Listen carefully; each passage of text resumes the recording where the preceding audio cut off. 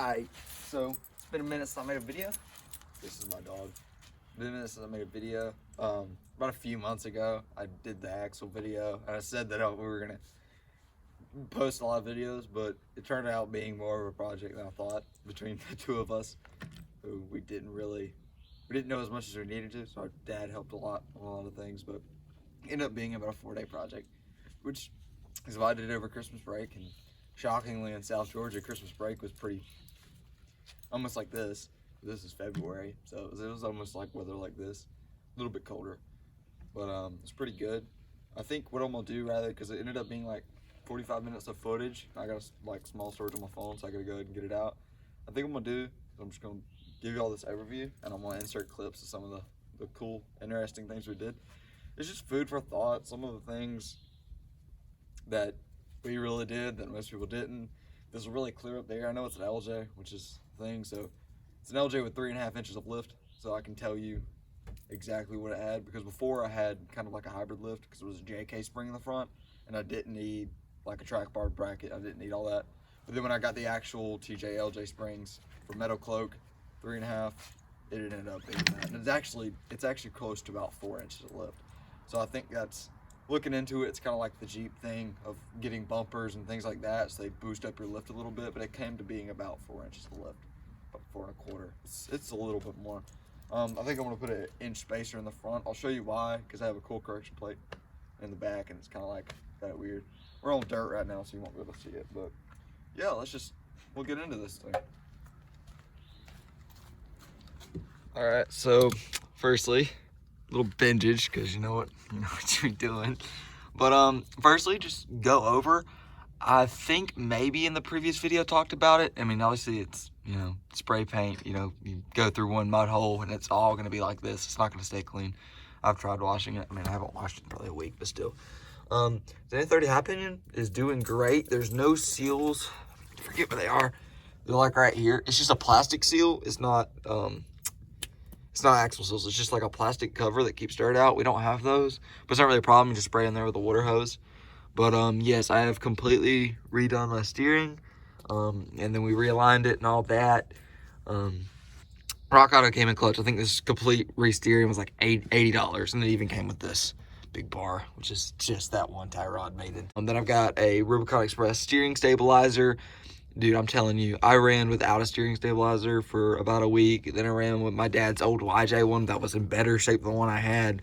One I had, you could just like, almost like drumsticks, just go in and out, in and out, in and out. But ran with that, and dude, the second I put this on here, so much tighter, like I can't even explain to you. So, anyway, we'll talk about what I needed for my 3.5 inches of lift in the front on an LJ. Now, you might not need a track bar bracket. When I had my JK 2.5 to 3.5 inch lift springs, I didn't, but it settled to about 2.75 to 3 inches of lift. I don't know why, but it did. I didn't need this, but with 3.5 inch TJ Metal Cloak springs, track bar bracket needed. I ran about a week, and I don't know if you can see it. You might be able to. I fucking ran a racetrack for my damn sway bar into my frame because of how far my axles pulled over. But yeah, we have a track bar bracket. I think I'm gonna think of the brand. I know these are Zone Off-Road sway bar and links like that. Don't have a quick disconnect kit, but I'm telling you, I'm serious. It takes 2 minutes to disconnect these things. It's not that bad, as long as you're not, all flexed out. Then I've got my 3.5 inch Metal Cloak springs. I've got Rubicon Express shocks. I think that's their, you're gonna hate me for it, but I think they're twin tube. It's just something that's cheap and upgrade for stock. God, it's dirty under here. Then I've got, you don't need these for 3.5 from what I've seen, but it definitely helps if you do a high pinion swap, because you can just, I don't know if you can see through here. Maybe. Yeah, my pinion angle is beautiful. So with that, if you're gonna do an axle swap, you might need them. But I was able to adjust everything. I just wanted these because you can see I've not got new wheels yet, and the stamped tube ones were just coming on, like where they stamped at the end were coming unflapped, and they were eating the hell out of the tires. So these don't rub as bad, and just the adjustment and all that thing. So I've got Rough Country lower control arms and stock upper control arms. So I think that's everything in the front, if I can remember. So yeah, it's just lift springs, sway bars, shocks, track bar, control arms. You don't need the control arms, but it's a nice touch. Moving in, maybe I can get a better view of that pinion angle. Dude, that pinion angle is beautiful. It is like perfectly straight. And my caster isn't perfect. It isn't perfect, but it's really hard to adjust caster in these.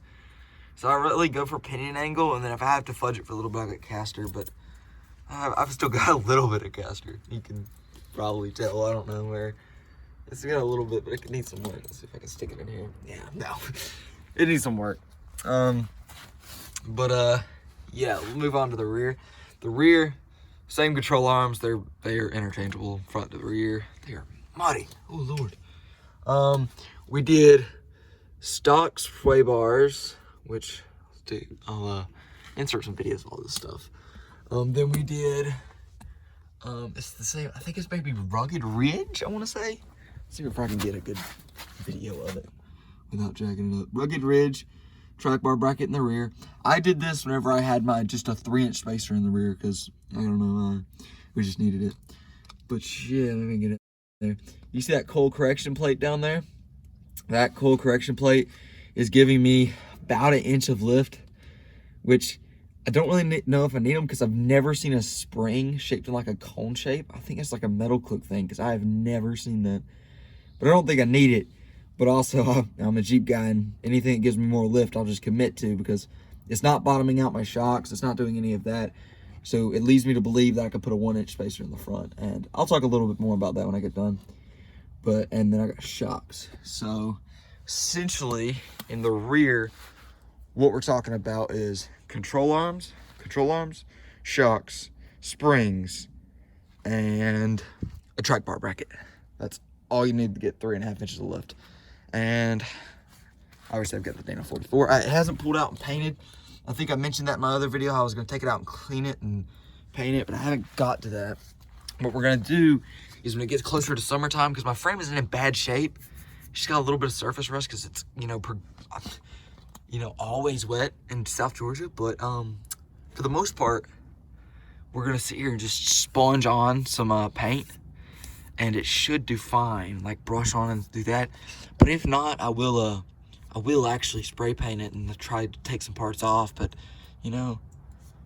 that's all a later date. But we are gonna paint the axle when we do that. And we also have a pinion seal. But you can see, compared to the front, our angle isn't the best. It's actually pretty bad if you're looking at it now, but it's definitely not a problem. I haven't heard any driveline vibrations or anything. It would definitely help if I got, bigger and better tires, because these are pretty bald. But I'm gonna get new tires coming soon, and they're true 33s. These just have been worn down to about 30, little under 32, if you can believe that. I don't know what it is. It's a pretty good ways below 33. But yeah, you're gonna get new tires, do all that, it'd be great. But yeah. So there's a reason, I guess, I wanna say, for me, like, thinking I could put a inch spacer in the front and not have to worry about anything. Because those shocks are 3.5 to 4.5. So I could definitely, push it. I just didn't really want to get 4.5 metal click springs. Looking back at it, probably should have. Because if I was going to have to buy a track bar and all that stuff anyway, I just should have. You don't need a pitman arm. I don't have to add it to it. But the reason I think is because what we did for my, I don't know if you can see in the sun and stuff. I have no idea. I can't see anyway. Let's see. I'll just stick it in here. There you go. For my brother-in-law's XJ, all we have for lift is a 2-inch spacer in the front that's out of a JK for the rear spring, because it was just some of the lift components I bought for lifting mine. And if you get or find coil spring spacers and they're rubber, don't know about metal, and they're rubber, because the little rubber ring that sits in the spring and holds it down and keeps it from spinning or whatever, it wouldn't fit. So you just take an X-Acto knife and cut it out and make it fit. So that's my thing.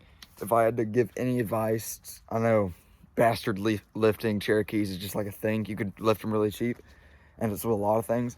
But even if you're trying to lift like a TJ or something, you want to do it on a budget, if you can find on Facebook Marketplace a set of like the silicone rubber spacers, not the metal ones. The metal ones might work if you find them for your Jeep or for a JK, if you have a TJ, JK, LJ, JK, TJ, JL, all those spacer lifts you can probably make work on your TJ. Yeah, if you find the rubber ones, moral of the story is you can use them. And I should really steal his, because I think he's going to go with a rough country lift when his tax money comes in. And I might just throw those in here, but I'm thinking about just getting like, I don't remember the brand, like a 3/4 inch spacer. So yeah, and yeah, so we're gonna start a new section of the video now. Let's talk about some of the weird things we did that might not have made sense. Okay guys, this is probably the most interesting part, and you'll probably saw it right there in front of that Dana 30 HP. Diff cover is a nut. It's welded on pretty okay. It's not the prettiest welds in the world, okay, but it's welded on.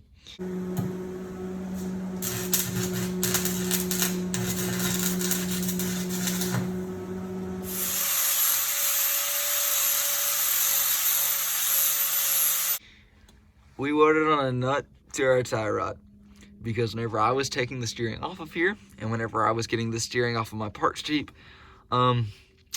it's quite hard to stick a pipe wrench on here. And if you look at some, I don't remember, I gotta think, there's a few brands of high steer kits that work with the WJ knuckles, which I do not have. There's a few of them that work with WJ knuckles for like aftermarket for these Jeeps and XJs that are actually made in like a hexagonal pattern, and it's like a silver color. You might know what I'm talking about. I'll have to look. I might insert a text special on it. But you look at those, that is so you can stick like a crescent wrench on it and adjust it. Like, I don't even know what size wrench this is. I just know that I can stick a crescent wrench on here and adjust my steering when it's locked up and not really have to worry. But, you know, that right there has got to be one of the, like, little things. A lot of people talk about it weakening it, but truth be told, I don't think it does. And really what I've done here is, like, we had a pile of like extra tie rod ends and things like that, and I had 2 sets of steerings. So now I have a whole set of spare steering that I think I'm gonna paint. I'm thinking I'm gonna take all these parts and paint them red. But yeah, I have a whole set of new steering, and all I really need, from what my dad said, because this is all brand new, I just wanted it brand new in case something new go wrong. It is so much tighter, so much better. I'm so glad I did.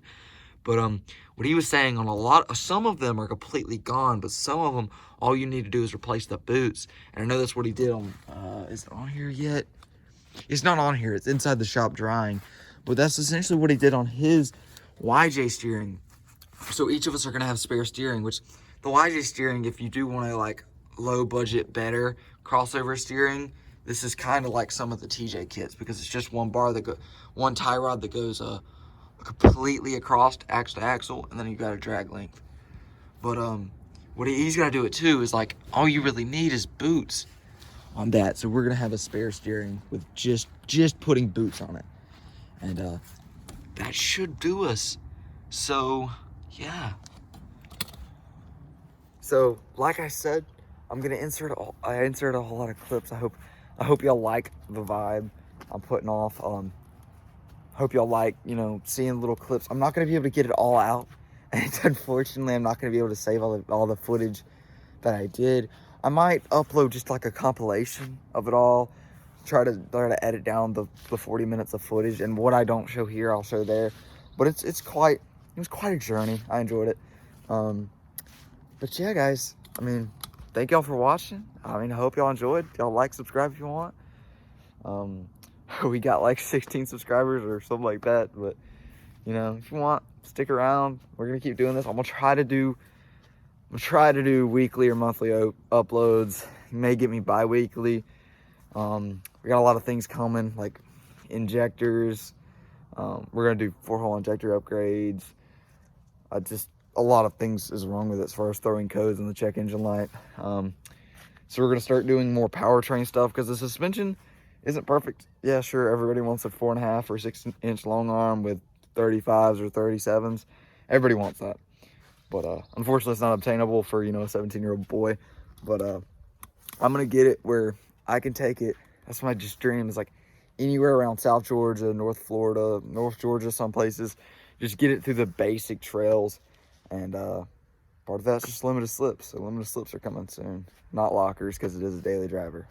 So, you know, beat me up about it, but I don't want to do limited slips just because that's what my dad's got. And he's went everywhere in his YJ. But yeah, love you guys. Definitely stick around if you want to. If I get a lot of support, I'll be more motivated to do these more often.